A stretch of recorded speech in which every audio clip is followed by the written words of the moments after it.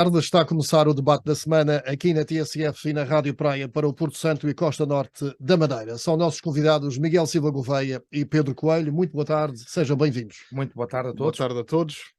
Ora bem, vamos dar início ao debate da semana com temas que vão naturalmente concentrar a atenção dos nossos ouvintes. Caso da habitação, o programa Mais Habitação, que o Governo da República anunciou nesta última quinta-feira, com penalização para o alojamento local e incentivo ao arrendamento. Vamos, obviamente, falar da polémica da semana, os abusos sexuais na Igreja Católica. Ainda a proposta do Presidente da Câmara do Funchal para que o comércio funcione aos fins de semana, atendendo ao número de turistas que visitam a Madeira por cruzeiro. E ainda vamos falar acerca de uma afirmação polémica de Miguel Albuquerque, que disse também, esta semana, que os jovens formados desempregados na região seriam jovens desempregados por opção. Vamos, entretanto, começar exatamente pelo programa Mais Habitação. E recordo que o Governo da República anunciou nesta quinta-feira um conjunto de medidas no sentido de estimular o acesso à habitação. Fundamentalmente, trata-se de incentivos ao arrendamento e penalização ao alojamento local, que fica proibido nas cidades e terá uma taxa suplementar. António Costa disse que o grande objetivo é aumentar a oferta de imóveis que podem ser usados para fins de habitação, simplificar os processos de licenciamento, aumentar o número de casas no mercado de arrendamento, combater a especulação, apoiar famílias no contrato de arrendamento e no crédito à habitação. Da direita à esquerda, passando por associações, as medidas são alvo de críticas. Pedro Coelho, como vê estas medidas do programa Mais Habitação do Governo da República? Muito bem, estamos a falar de habitação, é efetivamente um problema em Portugal, não só em Portugal, mas em Portugal, e também, neste caso específico, na região autónoma da Madeira. Hoje sabemos que para um jovem casal adquirir a sua habitação é muito difícil, mas sabemos que António Costa está há muitos anos no governo, ainda não fez nenhuma reforma, e a primeira grande reforma que quer fazer é criar uma agência imobiliária. Todos nós sabemos que 98% da habitação é feita por privados, 2% do Estado. Portanto, nos últimos anos o Estado não tem promovido a habitação e, nesta linha, há medidas aqui que são interessantes, mas outras não. Em primeiro lugar, gostaria de sublinhar que os autarcas não foram ouvidos, as associações dos setores, de alguns setores também são visados nestas medidas, também não foram ouvidos. Há medidas interessantes, como é, por exemplo, a questão de não tributação em sede de IRS quando se dá uma venda para o Estado, para uma autarquia, para um governo, seja ele central ou regional, mas Portugal tem, por exemplo, 723 mil casas devolutas. Não sei se é o alojamento local que é o principal problema. O que eu acho é que o Estado agora é medidas para o Estado, o Estado para o Estado, o Estado quer se substituir aos privados. Há medidas também, por exemplo, tem a ver com o licenciamento das construções, em que tem medidas diretamente que visam os municípios, em que podemos ter problemas no futuro, porque agora basta apenas um termo de responsabilidade de um técnico para o projeto de sua execução começar no dia seguinte. Imaginemos que há erros urbanísticos e depois como é que vamos mitigar os problemas depois que foram criados, apesar de haver uma federação, no fundo, de um termo de responsabilidade do técnico. Agora, há medidas que eu dizia que são interessantes. Os incentivos ao arrendamento, por exemplo. Os incentivos ao arrendamento, acho que alguns fazem sentido. Portanto, se há um proprietário que tem um imóvel e que vai disponibilizá-lo para uma renda social, é legítimo que tenha isenção de IMI e que também isento fiscal também tenha esse benefício. Agora, no nosso caso, em Câmara de Lobos, nós temos uma estratégia local de habitação, já entregámos algumas casas às pessoas, queremos fazer mais, o processo é burocrático, nomeadamente com o IRU em Lisboa, porque há muitos pareceres e nós estamos a trabalhar no procedimento e temos alguns entraves. Agora, o que eu acho é que algumas medidas percebem-se, outras não percebemos o seu alcance, e mais grave do que isso. Era importante perceber qual é o impacto destas medidas, ou seja, para o governo anunciar estas medidas, certamente sabe que nos próximos anos vamos ter mais 3.000, 4.000 frações, mas isso não nos é dito. Portanto, é dito de uma forma avulsa estas medidas, que vão ser aprovadas no próximo Conselho de Governo, salvo erro em março, até o dia 16 de março. Agora, não se reconhece efetivamente o impacto destas medidas que vão ter no incremento da E habitação em Portugal. o aliciamento aos proprietários de alojamento local para transferirem o tipo de negócio para o arrendamento. Esse também é outro problema, porque é o seguinte: Portugal não é todo igual. Segundo dados que tenho, mais de 25.000 empresas, pequenas empresas, trabalham nesse setor, no alojamento local. Muita gente emprega, aliás, que trabalha nesse setor. É responsável por cerca de 40% da receita turística em Portugal, e 73% do alojamento local, cerca de 100.000 frações, entre moradias e apartamentos.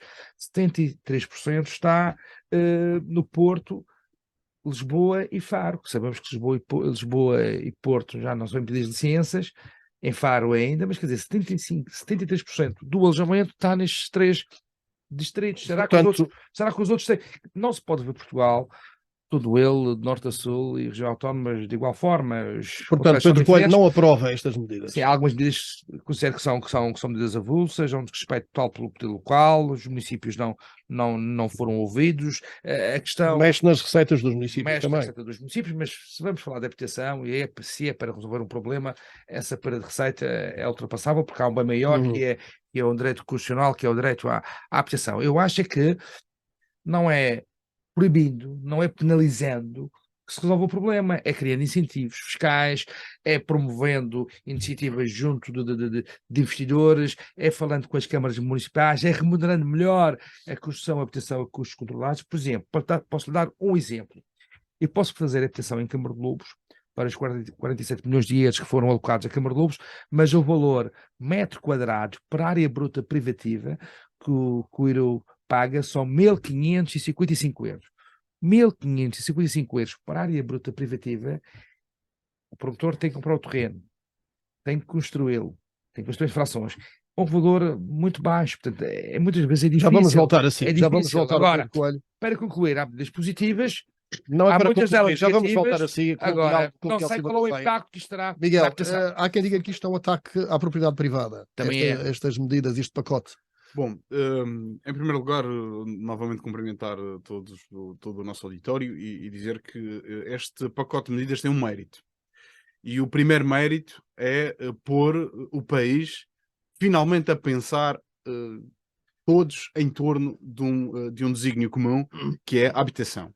Recordo que houve um desígnio que foi tornado público, que aos 50 anos do 25 de Abril não haver problema de habitação em Portugal. Esse foi um desígnio que António Costa há cerca de 2 anos colocou como meta, e finalmente estamos a falar de um pacote de medidas que, ao contrário do que diz o Pedro, não considero que sejam medidas avulsas. São medidas que abrangem 5 grandes áreas, desde aumentar a oferta de imóveis para habitação, simplificação de processos de licenciamento, aumentar as casas no mercado de arrendamento, portanto, medidas para o mercado de arrendamento, combate à especulação e proteção às famílias. Isso é o objetivo. Isso é o objetivo. Mas estas medidas vão ao encontro disso? Estas medidas, em primeiro lugar, têm um mês de consulta pública para que todos os parceiros sociais possam se pronunciar. Incluindo nós aqui. Incluindo nós na Madeira também, que é preciso ver de que forma é que isto se que esta lei se abrange as regiões autónomas ou não. Ou seja, o Estado vai comprar casas na Madeira para alugar? Algumas das medidas que aqui estão delegadas na autonomia, portanto e há bem pouco tempo vi numa notícia que o Instituto de Habitação da Madeira posiciona-se para representar o IRU a nível regional, portanto assume-se que as competências que estão mas ainda não está a nível nacional, não estando, por isso que o Pedro, como referi, O IRU está-lhe a pagar a Estratégia Local de Habitação e não é o IHM. É o IRU a nível nacional e não é o IHM a nível regional. Sim, No entanto, está a algumas pagar. coisas que... Está a pagar pouco. Algumas coisas... Esse pouco ou Não, muito... Pelos valores de mercado. Mas Está há a aqui, pagar há aqui pouco, um ataque ao alojamento local. precisamente pelo facto do preço. Nós falámos aqui já em programas anteriores que o custo da habitação e da construção no Funchal e na Madeira é dos maiores de Portugal. São cerca de 1.700 euros um metro quadrado construído. É aquilo que está a ser comercializado, não são os valores de Miguel, construção, é de comercialização. Portanto, uma das 1.500, polémicas que está a Teve a ver gerar, com o site, teve a ver com o site. uma tem a ver das com o conceito. polémicas que este pacote está a gerar é que estas medidas vão privilegiar o arrendamento em detrimento do alojamento local. Hoje nós já aqui falámos que o alojamento local, no último programa eu falei sobre isso. O alojamento local tem sido responsável, por um lado, e nos últimos anos tem permitido que os centros históricos das cidades se tenham reabilitado, e a criação de algumas áreas de reabilitação urbana, como no Funchal, desde 2015 existe, tem permitido a que muitas casas de volutas e prédios antigos tenham reabilitado. Por outro lado, tem um efeito perverso de levar a que senhorios com alugueiros de longa duração prefiram mandar embora ou despejar os seus inquilinos e colocar o prédio no E acha que estas alojamento medidas local. vão inverter o processo? Estas medidas, no fundo, vão na sequência daquilo que já tem sido, de uma forma avulsa, aí sim, de uma forma de município a município, tem acontecido a criação de zonas de contenção de emissão de novas licenças. O que aqui está previsto não é que o alojamento local acabe, é que novas licenças estariam suspensas e Nas cidades. Nas cidades. nas grandes cidades com exceções em zonas do interior. E, obviamente, se, por exemplo, se for aplicada a mesma lógica ou a mesma filosofia que é aplicado para os vistos gold, zonas do interior e regiões autónomas. Portanto, eventualmente pode ser que nas regiões Mas os autónomas... vistos gold foram anunciados como cessados. Cessam. Não, os vistos gold não cessam. Não, Os vistos gold... as novas licenças só para quem constrói. Só cessam para, se for habitação própria e permanente. Aí não cessa. Aí não cessa. Os vistos gold mantêm-se, o que significa que podes ter um passaporte europeu se investires, mas o investimento não seja imobiliário. Pode ser investimento em novas tecnologias. Estamos a falar do imobiliário. Não imobiliário. Mantém-se a possibilidade de existência de vistos gold desde que a aquisição do imóvel seja para o próprio ou para descendentes. Portanto, pode para habitação permanente. Para habitação permanente. Mas há aqui uma questão muito importante, Miguel, peço desculpa. É que assim, o governo e o PS está há muitos anos no governo, não fez nada. E de repente lança um pacote de medidas, na minha opinião, avulsas. E não estou a dizer que não concordo com algumas delas. A questão do mercado de arrendamento, a questão dos prédios devolutos, de uma forma coerciva por parte do Estado, eu não concordo com isso. Agora, é verdade compulsiva, quase. Compulsiva, exatamente. Pá, não, acho que há o direito à habitação, mas também há o direito à propriedade privada. E já alguns constitucionalistas já falaram sobre esta matéria. Agora, o que eu acho é que é o seguinte, eu gostava que o Governo, quando apresentou estas medidas, com um investimento superior a 900 milhões de euros, quando apresentou estas medidas, nos dissesse que nos próximos anos estas medidas iriam levar a um surgimento no arrendamento e na nova construção para a habitação a custos controlados de X casas, de X apartamentos. Nós não sabemos disso. Mas isso vai depender dos promotores, dos construtores, dos proprietários. Isso era importante saber qual é o impacto que as medidas vão ter no longo prazo, no meio do longo prazo. Era isso que era importante. Aquilo que foi falado, Pedro, existem 700 mil casas em Portugal de volutas, mas não estão em condições, nós sabemos que estão em condições de alugar. As volutas compreendem dois tipos de casas. Existem casas que estão degradadas ou em ruínas sem condições de habitabilidade. E este pacote de medidas prevê que essas casas possam ser de uma dupla forma, por um lado, com um licenciamento muito mais desburocratizado, em que o técnico responsável assume a responsabilidade do processo de reconstrução da casa, e por outro, com benefícios fiscais ao nível do IVA e de alguma remuneração que pode eventualmente vir a ser feita em sede fiscal. Mas os promotores, os donos das casas podem não ter dinheiro para recuperar a casa. Por outro lado, prevê que os municípios possam coercivamente fazer esses trabalhos. Claro. Prevê que os Uma linha de municípios, crédito, 150 milhões. caso o queiram, caso o pretendam, possam fazê-lo. E Isto esse no valor, caso, isto no e esse caso valor é das descontado à casas, renda a seguir, é descontado à isto renda. no caso das casas degradadas. Mas há muitas casas que são devolutas que que estão em plenas condições de habitabilidade, só que estão vazias. São casas que são compradas, muitas delas até por fundos imobiliários, outras por cidadãos que encaram como um bom investimento e optam por não as E colocar no faz mercado de sentido que o arrendamento. Estado, e faz sentido que o Trancadas. Estado obrigue ao arrendamento? O Estado já tem vindo, ao longo dos últimos anos, a delinear estratégias para colocar essas casas no mercado. Aliás, veja-se que um conjunto de grandes municípios tem agravado o IMI para casas devolutas. Lisboa, por exemplo, já agrava 12 vezes o IMI. Quem tem uma casa, um apartamento e que opta por mantê-lo fechado, trancado, mesmo com condições de habitabilidade, tem o IMI agravado 12 vezes. Isto para quê? Para permitir que o mercado de arrendamento tenha Mas uma maior... mesmo assim não funcionou.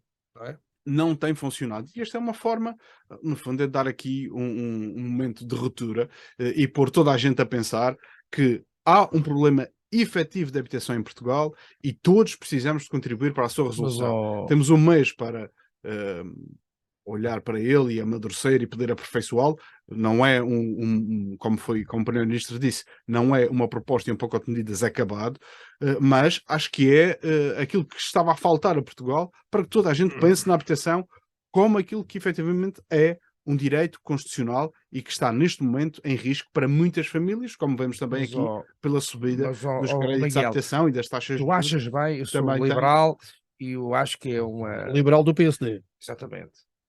Eu acho que o Esse Estado daí está agora aqui, é liberal. o Estado está aqui a se imiscuir em assuntos que alguns são da sua responsabilidade, mas está-se a substituir aos privados. Por exemplo, a questão da banca. Hoje, uma das dificuldades dos jovens casais é que têm que ter 10% de capital próprio. Se eu vou comprar um imóvel de 200 mil euros e tenho que ter 10%, tenho que ter 20 mil euros de capitais próprios e muitas vezes não é fácil. Porque é que o Estado não diz o seguinte: se o valor do imóvel é X, o banco tem que emprestar aquele valor porque isso está assegurado Mas pela hipoteca. mas o risco é do banco. Está bem, mas o banco tinha uma garantia real. O que é que o Mas tu banco, és por liberal exemplo... ou não és liberal? Sim, Acabas mas de dizer que és mas já liberal, sei, depois queres que o claro. Estado Porque é imponha que à o banca banco- que faz. porque é que não, mas é que o Estado impõe aos proprietários, Quem é impõe que impõe aos àqueles... proprietários? Impõe porque o Estado vai dizer a algumas pessoas que têm casas devolutas que têm, de uma forma coerciva, as arrendar. Isso é considerado, Miguel, um ataque à e- propriedade privada?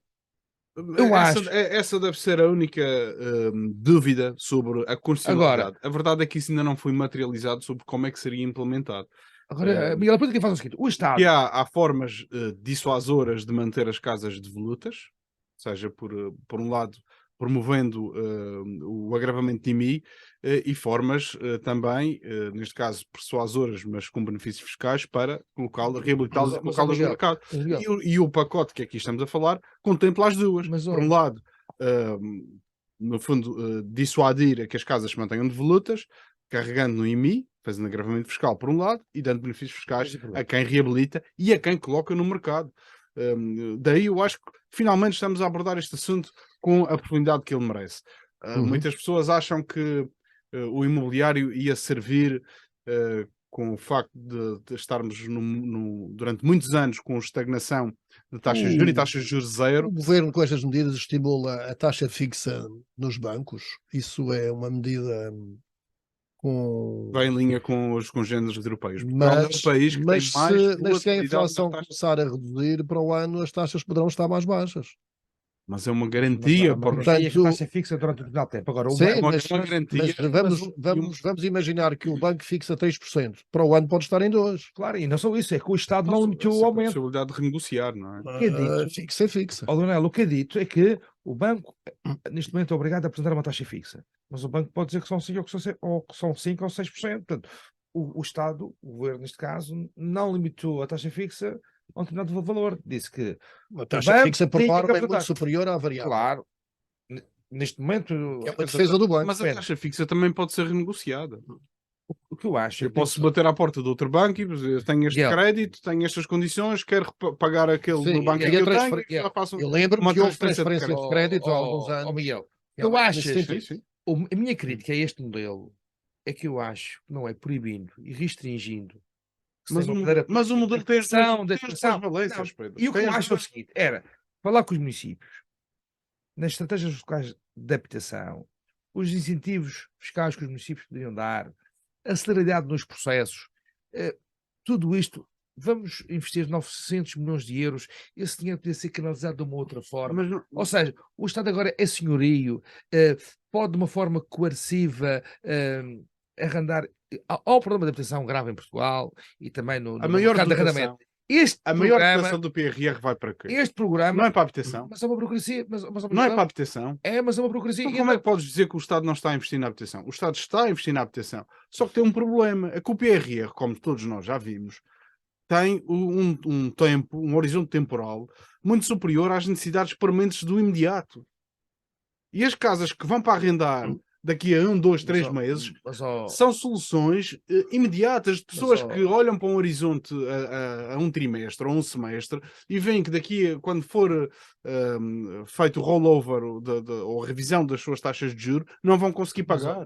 Vamos deixar. A pergunta que eu coloco é: foi feito o impacto financeiro em alguns setores de atividade, na construção, noutras áreas de negócio, o impacto destas medidas? É isso que nós precisamos saber. Quer dizer, nós vivemos muito em concreto, muito em concreto. De ter gente na rua sem casa. Não é isso que estamos a falar. Muito em concreto, há quem diga que o alojamento local poderá começar a, digamos, a recuar. E bastante. Sim.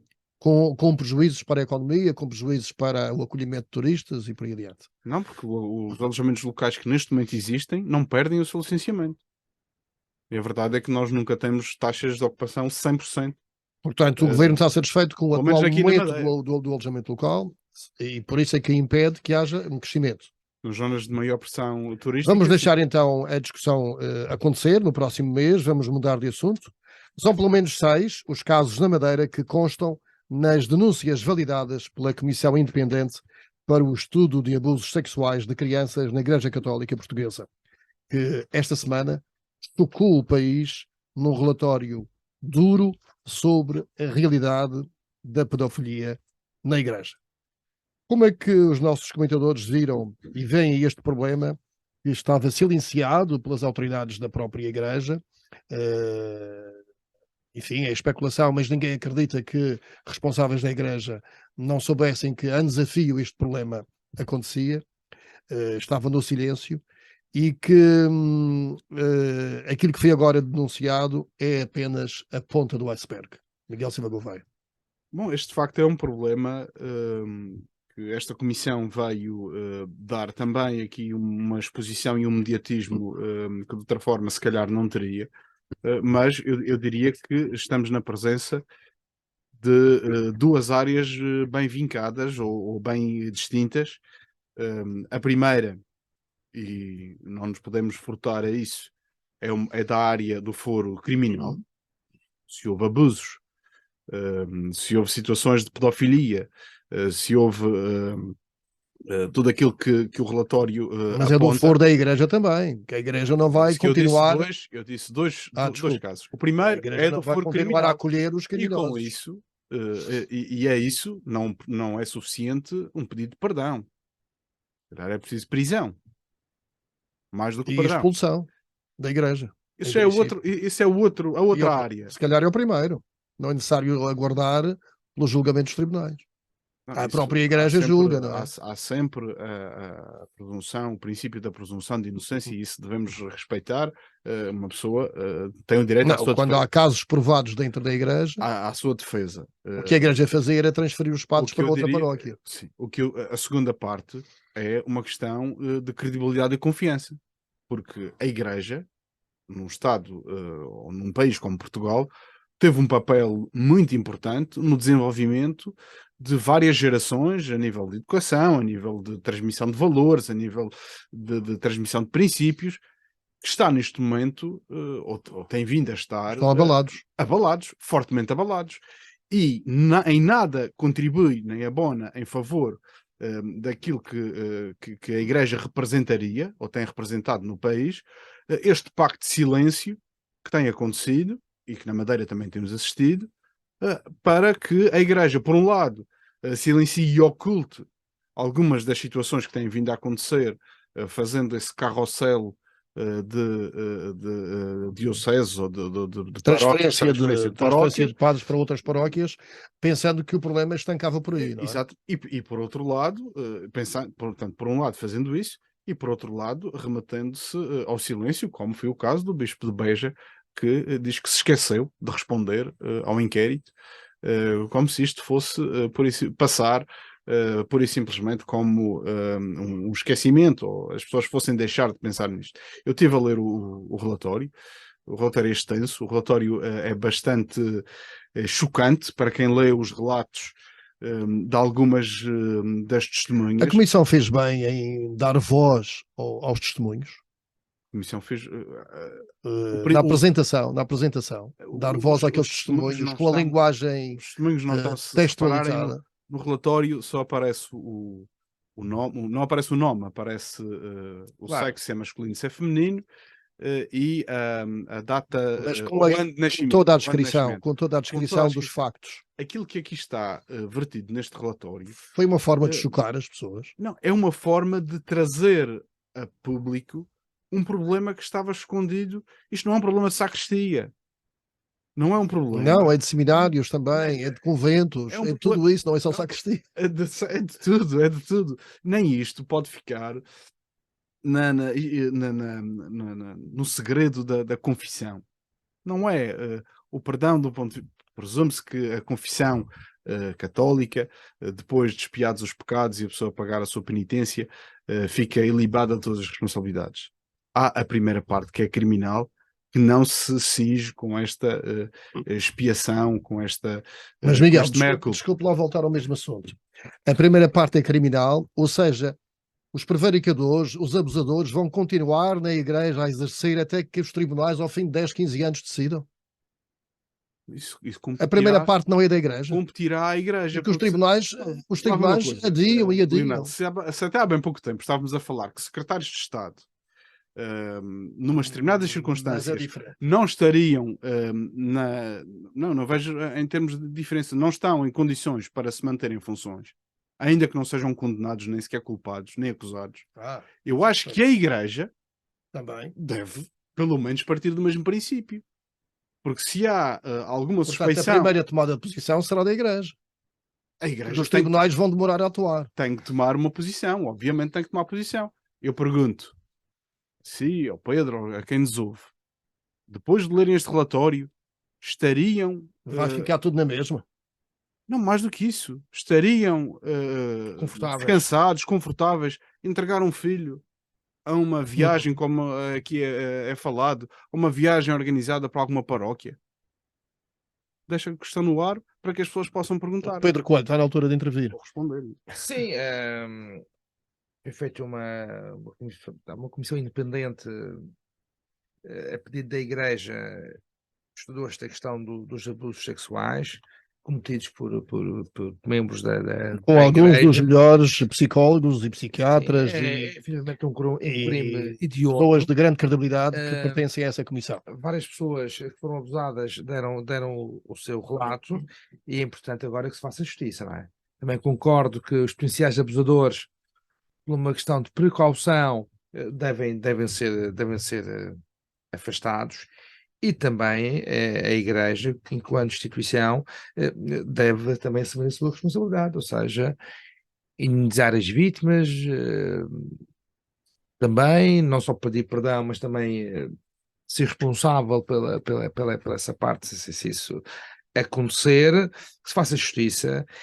Era uma coisa que já se falava também, gostaria de sublinhar o papel da Igreja que teve e tem em Portugal, o seu papel social, doutrinal, mas claro que há sempre umas ovelhas Pedro, negras. quando diz que se Isto- faça justiça, refere-se de que forma é que a justiça deve atuar? que os casos identificados que sejam julgados e quem cometeu estes crimes tem que ser severamente punido, portanto, inclusivamente preso. Portanto, é isso que tem que ser feito. Portanto, perante este relatório, tem que Neste fazer caso, justiça. a presunção de inocência já não funciona. O povo já está a julgar.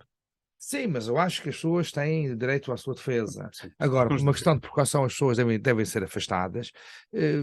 Todos nós conhecemos histórias do passado, muitas vezes isto acontecia, depois havia Do passado e do transferências, presente, pelos do vistos. presente, que as pessoas eram transferidas de paróquias, mas depois cometiam os mesmos delitos, os mesmos, O Padre os mesmos Anastácio crimes. Alves, que nesta quinta-feira veio se entregar na paróquia da Nazaré, o que aconteceu na altura é que ele foi transferido para 4 outras paróquias. Pois, a Igreja também tem que aprender com os erros, a Igreja tem que ser outro, o templo é outro, a responsabilidade é outra. As núncias também agora têm que ser levadas mais a sério e a Igreja também tem que mudar nesse aspecto. Portanto, não pode omitir os casos que a porventura tenha conhecimento, não tem que proteger, porque temos vítimas, temos pessoas inocentes, temos jovens, e o que aconteceu foi grave. Aliás, esse trabalho já foi feito, salvo erro, nos Estados Unidos e na Alemanha, parece-me, em que houve uma forte responsabilização por parte da Igreja. Estamos a falar de muitos casos. O estudo E aqueles validou, que tomaram o silêncio também devem ser julgados, os bispos, neste caso. também devem ser responsabilizados. Quer dizer, estamos a falar de crimes graves, não estamos a falar de um crime qualquer e que marcam as pessoas para o resto da vida. E isso deve ser punido, porque estamos a falar de muitos casos, cerca O de bispo do 500. Funchal, ontem, em declarações à imprensa regional, não queria fazer qualquer referência a estes casos. Isso é normal. Na minha opinião, não.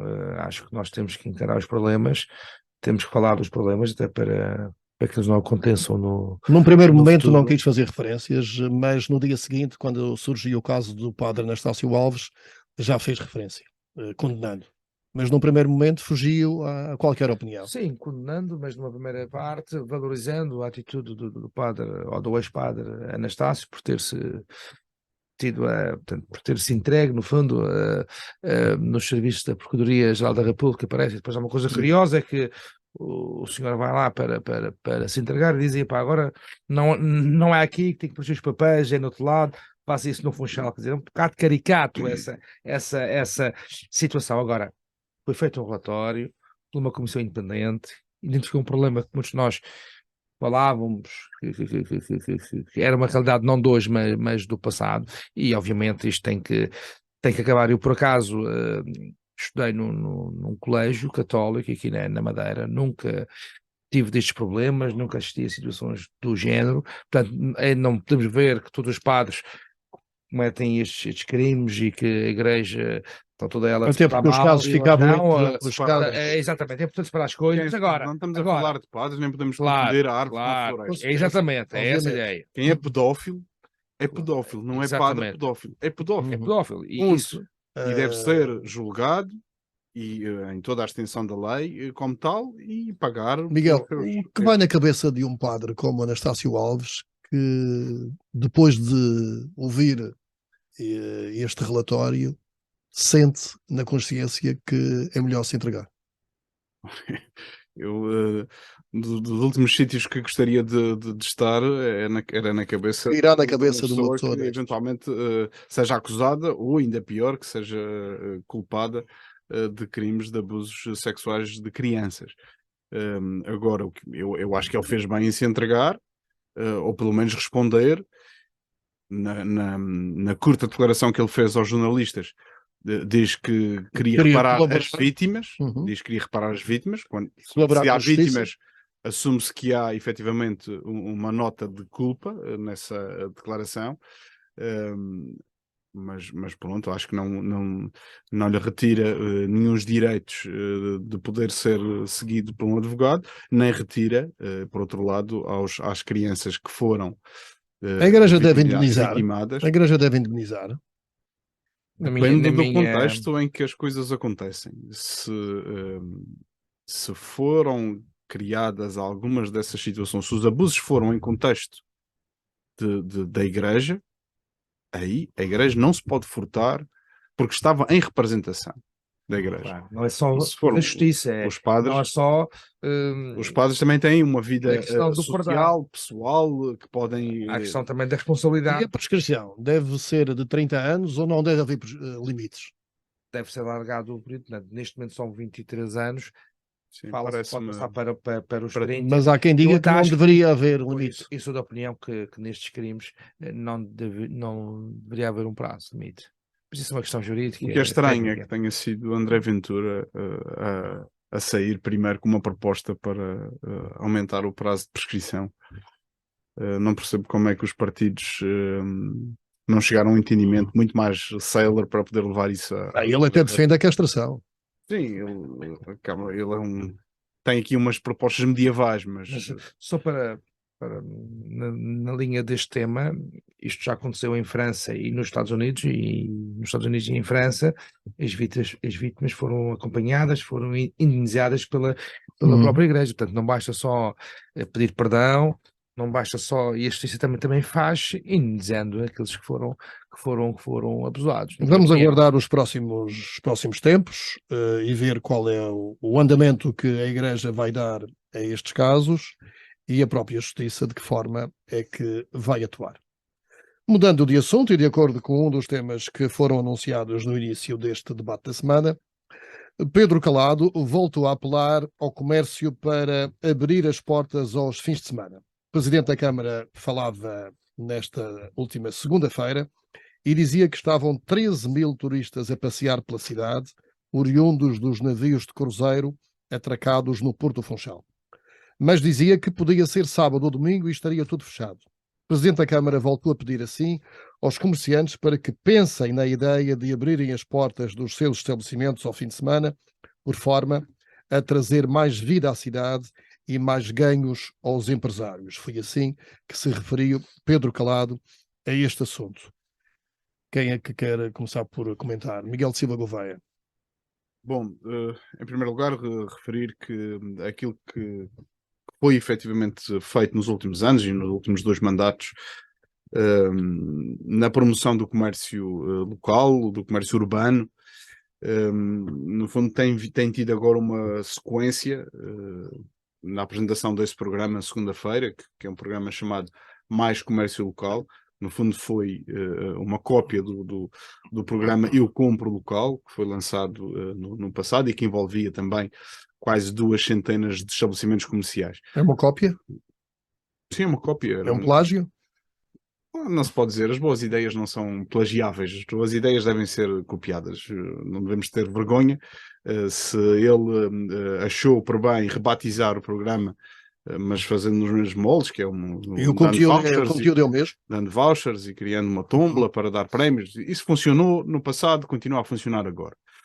O problema de ter os estabelecimentos comerciais abertos ao domingo, ao sábado e ao domingo, não tem. Eu gostaria de separar desta questão dos programas de apoio ao comércio e de dinamização do comércio, porque muitas vezes, e aquilo que eu tenho falado com alguns comerciantes, não compensa abrir aos fins de semana. Não E aos compensa. feriados, neste caso. E aos feriados. Não compensa. Porque, apesar de vermos muitas pessoas a circular quando há navios de cruzeiro aqui na cidade do Funchal, o que derramam na economia local é marginal. E vemos, e o Pedro se calhar até vê isto em Câmara de Lobos. Muitos navios que aqui atracam no Funchal, já até as próprias bicicletas trazem. Saem do navio de bicicleta, vão até Câmara de Lobos, uma voltinha, voltam para o barco para almoçar, porque tem tudo incluído no navio. Visitam o mercado dos lavradores, levam fotografias, não podem comprar nada porque se chegam ao barco têm de deixar à porta porque não podem entrar com alimentos, nem com bebidas alcoólicas, nem com... as regras são muito apertadas. Eu gostava era de saber um estudo Em relação ao restante comércio. quanto Pronto a é que vestir, artesanato, por aí adiante. quanto é que efetivamente deixam. Esta semana tivemos durante a semana vários navios de cruzeiro aqui no Funchal, tivemos a cidade cheia de turistas. Na verdade, de acordo com aquilo que eu percebi pelos comerciantes, as únicas lojas que têm a capacidade para estar abertas aos domingos e feriados na Baixa do Funchal são as grandes cadeias internacionais, como as lojas Os centros comerciais. As lojas costumam estar nos centros comerciais, temos os centros comerciais aqui na Baixa do Funchal estão abertas, mas lojas de rua tinham que ser aquelas lojas charneira, como uma FNAC, uma Zara na parte da roupa, um Máximo Duty, no fundo, as grandes marcas internacionais. Os pequenos comerciantes, o comércio local, não têm essa capacidade para pagar aos fins de semana, para continuarem abertos a semana toda. A Câmara, e ter no mais... seu tempo, fez um estudo sobre isso, não? A Câmara fez vários estudos E e tinha chegou a essa acompanhado. conclusão. É difícil levar a que as pessoas abram, ou que os comerciantes abram aos domingos e possam ter rentabilidade Por causa dos encargos de pessoal. também por causa dos encargos pessoal. Pedro Coelho, Câmara de Lobos beneficia na sua restauração e bares com a abertura aos fins de semana e feriados. Sim, mas eu penso que a questão dos bares e da restauração está ela também aberta ao fim de semana. Estamos a falar aqui do comércio tradicional que Sim. poderia estar aberto. Os bares e restaurantes. O comércio tradicional em nós Câmara de sabemos- Lobos é reduzido. Sim, agora, voltando a esta questão Dentro desta do questão. Funchal e a questão Uhum. dos navios de cruzeiro, todos nós temos a consciência que quando há cruzeiro já há um percurso definido, portanto, já há lá o autocarro que dá a volta à ilha, portanto, e tão pouco tempo, salvo erro, 24 horas Sim. ou 40 Mas horas. há daquela aqueles que maneira. não alinham nos E circuitos. depois há aqui uma questão, e há aqueles que não alinham nos circuitos. E a questão do fim de semana e dos feriados tem a ver com o seguinte: todas as empresas têm a sua estrutura de pessoal, que tem um número de horas semanais, que salvo erro são 40 horas, e para fazerem más horas terão que ser remunerados com horas extra, não é? São remuneradas de uma outra forma, como se percebe. Estamos a falar de sábado e domingos e feriado. Portanto, não seriam as mesmas pessoas que iam fazer aquele trabalho, então a empresa tinha que recrutar mais pessoas. E eu quero acreditar que muitos comerciantes não abrem porque têm estes custos, a rentabilidade será curta e, portanto, não abrem. Portanto, mesmo pagando horas, eu dizendo ao meu trabalhador, olha, gostava que trabalhasses, eu pago-te as horas extras, nos termos da lei. Também há trabalhadores, estou certo, que querem ter o sábado, querem ter o domingo, querem almoçar com a família no domingo. Portanto, há aqui E questões. não podem implementar horários rotativos por Que as turnos, pessoas por agora exemplo. precisava de mais pessoal, mas eu também quero acreditar que todo o tempo em que o comércio tradicional muitas vezes abriu o sábado o dia todo, muitos deles já Chamada Semana Inglesa, não já é? encurtaram para o sábado de manhã e muitos deles até nem abrem ao sábado. Bem, quero acreditar que os empresários, ao avaliar o seu negócio, chegaram à conclusão que não era rentável abrir o fim de semana, o que iam pagar de encargos, de horas e a rentabilidade do próprio negócio. Portanto, é claro que era bom ver a rua. Portanto, Pedro Coelho, deixe-me só concretizar um pouco. Esta proposta de Pedro Calado não é execuível, é isso? O que eu digo é que os empresários, o principal objetivo dos empresários é gerarem riqueza, pós-trabalho e lucro, não é? E quero acreditar que os empresários, se vissem que se justificava abrir ao fim de semana, eles abriam ao fim de Mas semana. para ele, Portanto, para que há questões. Claro que como Presidente da Câmara, eu gostava que o comércio tivesse aberto ao fim de semana, que tivéssemos mais gente na rua, agora, e não posso mandar nos empresários, e quero acreditar que os empresários fizeram as contas e chegaram à conclusão que não compensa abrir ao fim de se calhar semana. foi mal informado, Não, porque mas bastava atravessar o corredor, medida da porta em positiva. frente, falava com a sua vice-presidente, o Pedro Calado. Foi presidente da ACIF durante muitos anos e ela com certeza explicava porque que os comerciantes também na altura não abriam ao fim de semana. Não, é medida positiva. Quando ela Repare, era os próprios presidente da ACIF. cafés e restaurantes, repare que há cafés no Funchal, cafés e bares, que alguns fecham ao fim de semana, porque trabalham muito com pessoas que estão nos serviços públicos, não é? Na Câmara Municipal, nos serviços do Regional. Portanto, muitos destes cafés não abrem ao fim de semana porque o negócio, os clientes... Mas abrem em Câmara de Lobos, por clientes, acaso. os Câmara de Lobos clientes- está sempre cheio. Alguns sim, sobretudo na Baixa da cidade de Câmara de Lobos, mas aqui também no Funchal. Eles optam por fechar segunda-feira. Estamos a falar para aqui, para o claro, fim de semana. estamos a falar aqui do comércio tradicional, nomeadamente uma casa de bordados, porque é que não abre ao fim Por de exemplo, semana? mas poderiam abrir alguns setores, por exemplo. Por exemplo, quando fazem esse tour pela Madeira, param no Porto Nunes Em Câmara de Lobos. e em Câmara de Lobos e tem lá bordados. Portanto, é medida positiva. Enquanto Presidente da Câmara, nós devemos incentivar que haja mais comércio, em que as ruas estejam repletas de gente, em que haja dinâmica. Mas Agora, não acha que poderiam abrir alguns setores? Por exemplo, falou nos bordados. os vinhos, por exemplo, alguns setores tradicionais da Madeira, poderia haver talvez uma reunião com esses empresários e tentar chegar a uma forma, porque o Funchal ganhava se realmente tivesse mais vida Claro, ou então também comercial. a questão da tributação, do trabalho, se fosse ao fim de semana, que não fosse tão tributado, não é? Porque nós sabemos que as horas extra são pagas de Mas uma podem forma ser diferente. turnos, como fazem os Agora, restaurantes e os bares, não é? eu quero acreditar que Mas a mão de obra não os tem. empresários fizeram a sua análise. É que repare, Leonel, você tem um negócio. O trabalhador trabalha de segunda a sexta. Se fosse rentável, estava aberto. 22 horas completas semanais. Não, eu não me Ele refiro a não, horas porque há- extras. Não me ele- refiro em horas Não, extras. então- Isso é muito mais Então, caro. então tem que contratar gente. Porque aqueles que têm já trabalham de segunda a Sim, sexta e sim. já cumpriram o horário. Portanto, não quer horas extra, o que tem vimos- que contratar mais Os gente. vimos extra será mais portanto, caro. Claro, mas tem que contratar mais gente, porque aquelas pessoas que já trabalharam durante a semana. E não será compensador contratar mais. Mas o que vimos durante a pandemia foi isso: os empregados ou funcionários do setor da restauração e de bares saíram para outros setores e agora não querem voltar, ou é muito difícil porquê? voltar porque Porque os horários são Só os completamente. horários porque querem. Portanto, deixa-me só concluir para passarmos a outro tema. Em vossa opinião, era interessante, mas não é execuível, é isso? Não é rentável, logo. Na minha opinião, é interessante, a ideia é positiva, só não acontece neste momento porque, obviamente, os empresários fizeram as contas e disseram que não é rentável abrir o fim de semana. Sim, Ora tu bem. sendo um liberal também, como neste aspecto, acho que concordarás comigo, que não faz Último- sentido que as entidades públicas paguem para estar aberto ao fim de semana. Mas ninguém falou nisso. Estou a dizer, acho que Claro. concordamos que não fala, Claro, não faz claro. sentido O pagar. Miguel também é um liberal. Neste aspecto, eu acredito que não se deve pagar para estar aberto. Uma afirmação do presidente do Governo Regional da Madeira sobre o emprego causou polémica esta semana e já provocou críticas do PS. Miguel Albuquerque disse que os jovens formados que estejam desempregados só estariam nessa condição por opção. O PS afirma que estas declarações são de mau tom e de falta de respeito pelos jovens que continuam a emigrar devido à política de baixos salários e pouca valorização profissional. Miguel Albuquerque já respondeu, dizendo que Sérgio Gonçalves anda estressado e que não apresenta políticas alternativas ao governo. Gostava que comentassem esta afirmação de Miguel Albuquerque, que os jovens formados que estão desempregados será por opção. Pedro Calado. Pedro Coelho. Desculpa. Efetivamente, nós temos uma taxa de desemprego jovem, temos jovens desempregados. Essa foi uma afirmação do presidente do governo. Esse desemprego também pode acontecer que, para as qualificações de um determinado jovem, por exemplo, que estudou, fez a sua licenciatura, o que aparece no mercado não é compatível com a sua formação.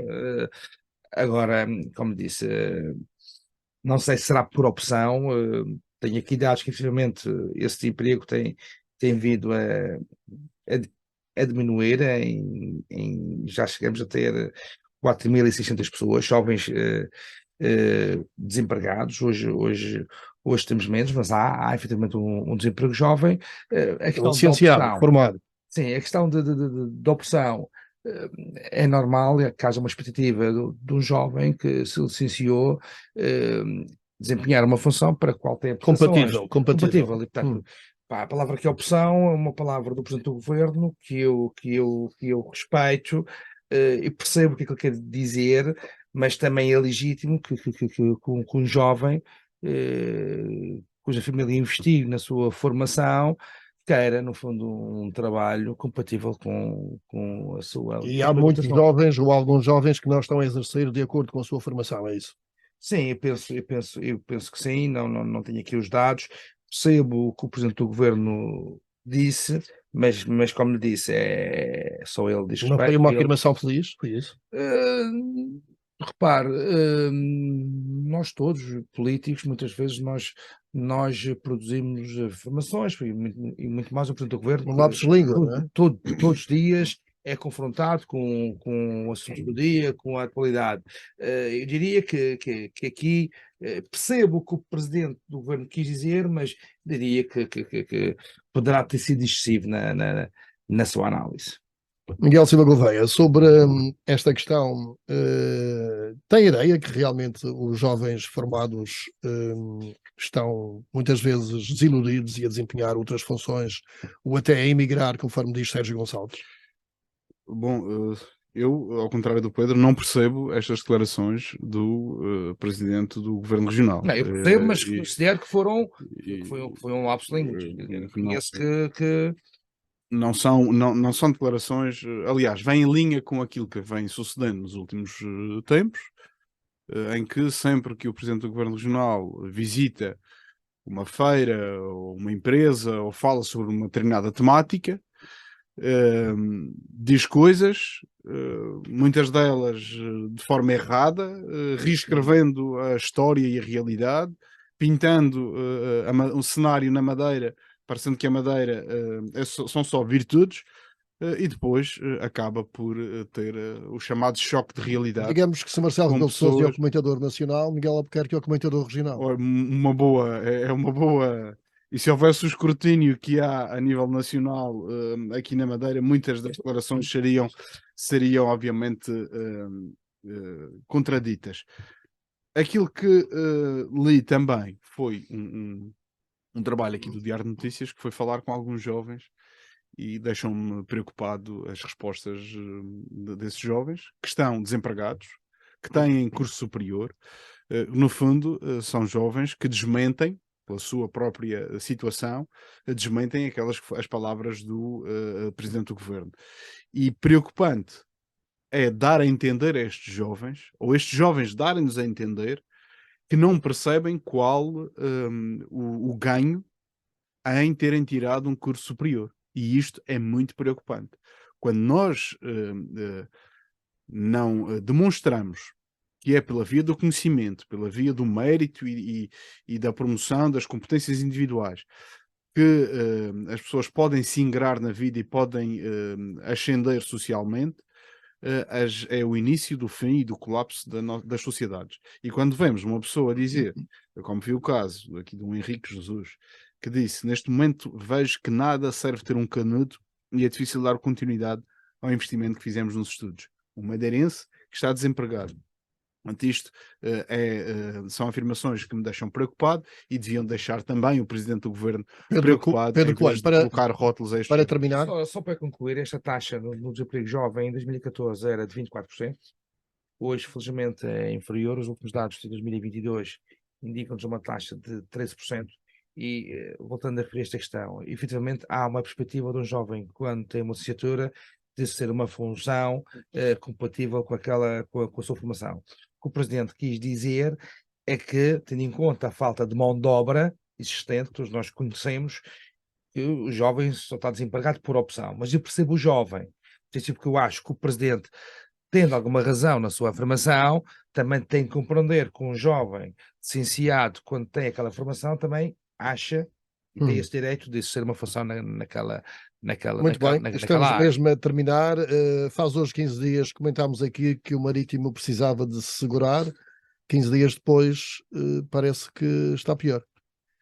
O Marítimo, pelos vistos, este fim de semana não vai perder, porque não conseguiu voar para Portimão, para Não, Lisboa. voava na sexta-feira às 6 da Era tarde. hoje?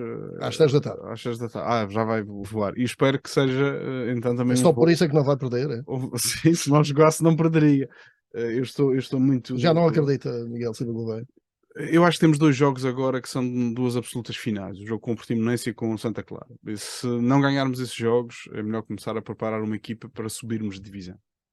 Pedro, Eu acho que ainda é nesse possível, âmbito estão de acordo, não é? até enquanto matematicamente for possível, nós temos que acreditar, e se não for possível é muito mau para o desporto na Madeira, é muito mau para a Madeira, e só tinha a dizer que os adeptos não são responsáveis por esta atual situação.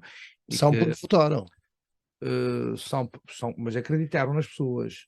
As pessoas é que se calhar é que não mereceram esse voto. Não, percebo o Pedro, não é por falta de apoio à equipa. Claro, Isso não. Agora, Realmente, tens cerca de 10 mil se pessoas no estádio. havia uma é equipa muita gente. nova, se havia dinheiro, como parece que havia, se as coisas não correram bem, se houveram 4 ou 5 treinadores, alguns jogadores e vê-se que efetivamente a equipa está nesta situação, quem fez as escolhas tem que ser responsabilizado. Daqui a 15 dias voltamos a fazer o balanço. Bom fim de semana. Esperemos pela Esperando que o Brito positiva, tenha sim. ganho, não é? Bom fim de semana. Bom fim de semana. Bom fim de semana.